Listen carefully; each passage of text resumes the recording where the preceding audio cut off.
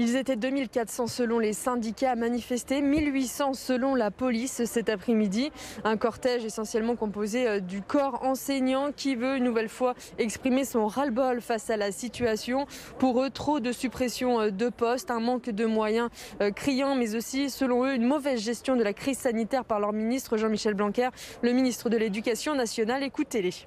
Il est difficile parfois d'appliquer le protocole, tout simplement parce qu'on a trop d'élèves dans nos établissements scolaires et que surtout ces élèves-là, ils ont besoin aujourd'hui de davantage d'encadrement parce qu'il y a eu le confinement l'année dernière, parce qu'il y a encore des difficultés aujourd'hui et on ne nous donne pas les moyens d'accompagner ces élèves correctement et de les mettre en réussite. En fait, quand on dit que la priorité de notre pays, c'est à la jeunesse, il est temps de le montrer et de le montrer par des actes et pas simplement par des paroles.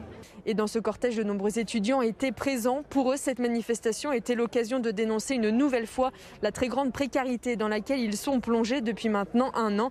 Écoutez cette étudiante. Il y a des personnes qui sont dans leur chambre, dans leur mètre carré depuis mars. Depuis mars, on les a pas vus. Depuis mars, ils n'ont peut-être pas vu leurs parents. Depuis mars, ils n'ont pas vu un seul enseignant. Ceux qui ont entamé aujourd'hui leurs études n'ont peut-être jamais rencontré les étudiants de leur promotion.